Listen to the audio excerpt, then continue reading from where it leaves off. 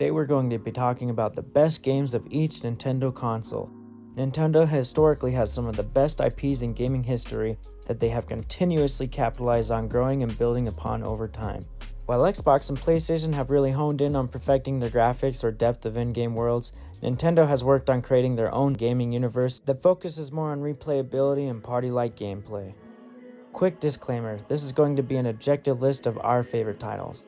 There might be some hot takes, but factually speaking, these are the greatest hits of each generation. Source, me. I will give at least one honorable mention to each console as a runner-up, and with that, let's get started.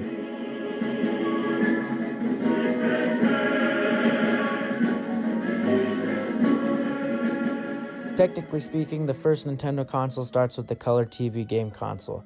But because I have never played this console before, I will be skipping it. This was a Japan-only console and made for only a few years. Strictly going off hardware, the Color TV Racing 112 is the version that looks the most fun.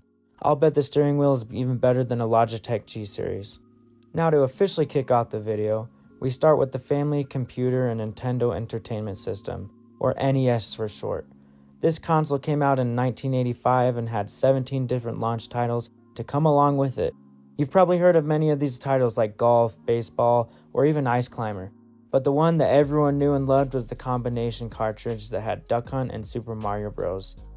Now don't get me wrong, both of these games were fun. The novelty of using a gun to point at your TV to shoot the ducks was awesome tech back in the day. And Mario took the country by storm, but there was an even better game that came along later. A game that made Super Mario Bros. 3 times as awesome. A game that added all sorts of new items and a map that would later become standard in Mario games. We're talking about Super Mario Bros. 3. In 1990, 5 years after the NES launched, Super Mario Bros. 3 was released and changed the whole dynamic of what could be. This was the new version of Super Mario Bros. That games would build upon for generations to come. The graphics and colors pushed the NES to its limits, and we got a taste of the delightful Mario music we would all become familiar and fall in love with. Overall, if you somehow have never played the NES before, I recommend you give Super Mario Bros. 3 a try.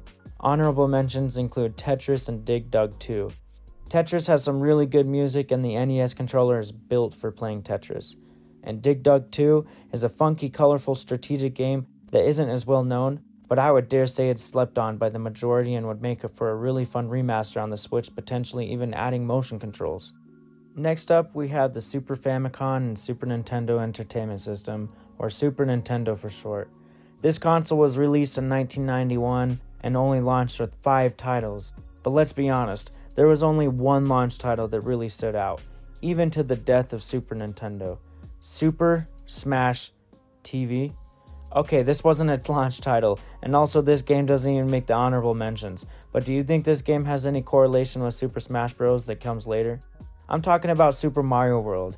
This game took the feelings and emotions of Super Mario Bros. 3 and somehow kicked it to level 11.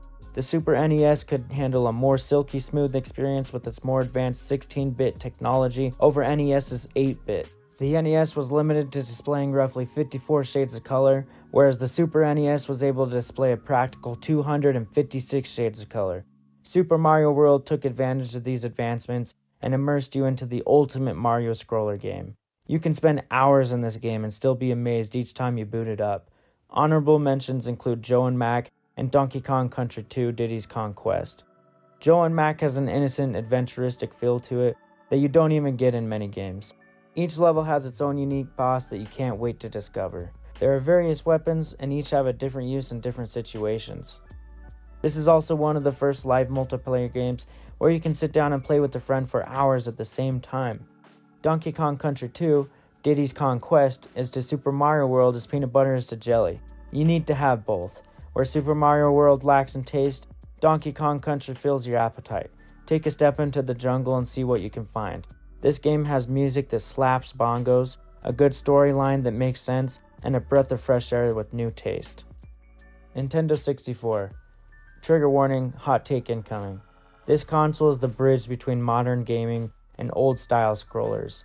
It tried its very best at being one of the greats, but its lackluster graphics, dimly lit colors, blocky 3D games, and horrid controller layout made this console a misfit unless you're willing to put on your nostalgia glasses. Now that that's out of the way, Nintendo 64's best game is Mario Party 3. If you're going to suffer, you might as well suffer with company. Misery loves company. Mario Party is the best thing to come out of the Nintendo 64. This brought together all of your favorite Nintendo IPs into one big board game that you could spend hours laughing and fighting over with your friends. 70 new minigames and 5 different boards to choose from. This was plentiful for its time. Honorable mention number 1 is Smash 64. This introduced the new idea of having all of Nintendo's children fight to the death. Who knew that this would later become a smashing success for Nintendo? The best part of this game was the trailer of Nintendo's mascots fighting in real life. That's nightmare fuel. And lastly, Mario 64. The comments would be crazy if I didn't mention this title. It was the first Mario game to step out of the scroller style. I can appreciate the out-of-the-box thinking, but the limiting hardware makes this game hard to go back and play. The Nintendo GameCube. This could possibly be another hot take. The Nintendo GameCube is the greatest Nintendo console of all time. This in-the-box console was the first Nintendo console to feature optical discs rather than ROM cartridges. It was factually more powerful than the PS2 at 485 MHz over 295 MHz. But the thing that really put the GameCube at the top were the games. This was the hardest console to single out a best game for. It's important to remember that our list of best games will be different from others. But just going off of the fact of the matter, Mario Kart Double Dash was the best game on the GameCube. Double Dash took the wildly successful Mario Kart games and doubled the fun, now allowing you to select 2 characters instead of 1 and having a much larger pool of karts, tracks, and modes. Each character has their own unique and special item, which makes picking characters more strategic instead of, I'll pick Yoshi because he's my favorite IP. The drifting mechanics are the best in any Mario Kart to this date. The graphics still hold up well in 2023, and you can play with up to 8 of your friends. What is there not to love? Honorable mentions list will be long for this one. Super Smash Bros. Melee, Zelda Wind Waker, Luigi's Mansion, and Mario Sunshine. Melee was a dramatically large leap from Smash 64. With more characters to choose from a wide variety of Nintendo games, more items, more stages, a competitive scene that is still around today, and lots of fun glitches to find. You could sink thousands of hours into this game with your friends. Zelda Wind Waker has a very unique animation style.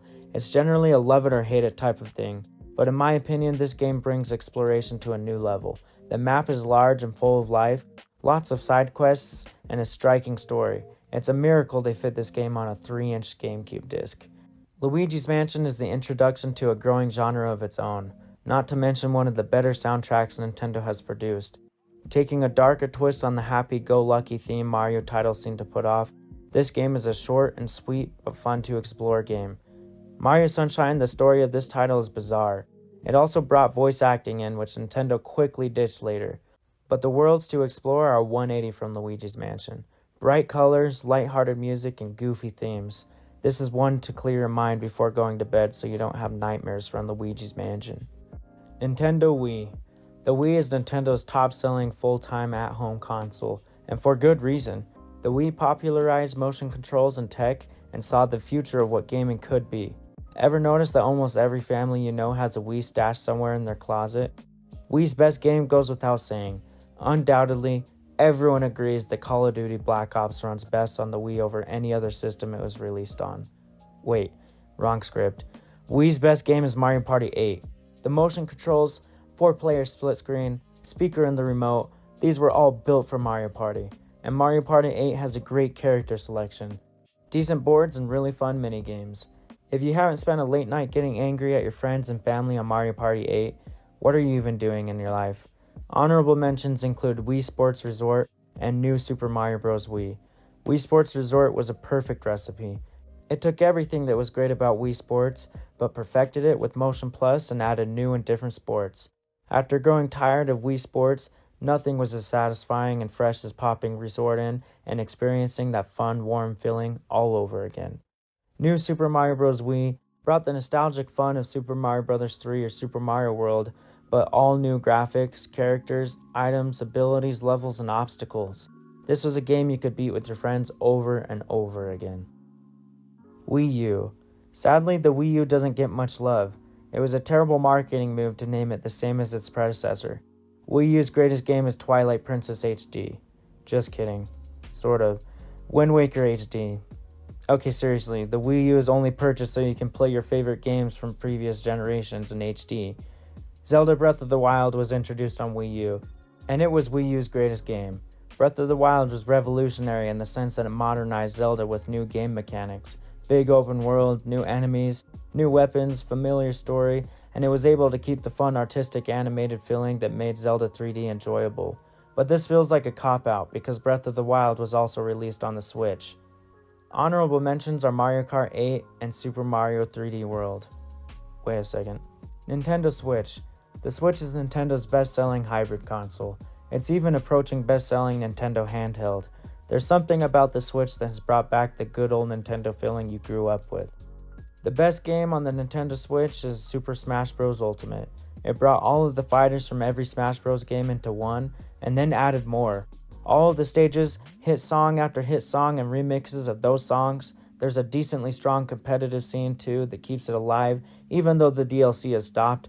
This is definitely a game you can sink thousands of hours into. Honorable mentions include Zelda Tears of the Kingdom, Luigi's Mansion 3, and Mario Odyssey.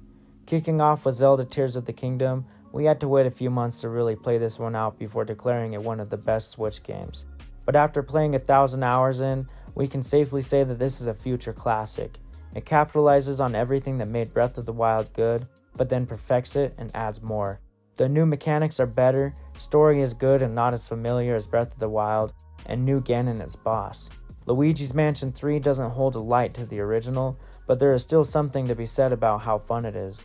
Luigi is a fun new mechanic to implement new puzzles and obstacles. Story is enticing and it retains some familiarity. Mario Odyssey is today's version of Mario 64. The colors and graphics are astounding.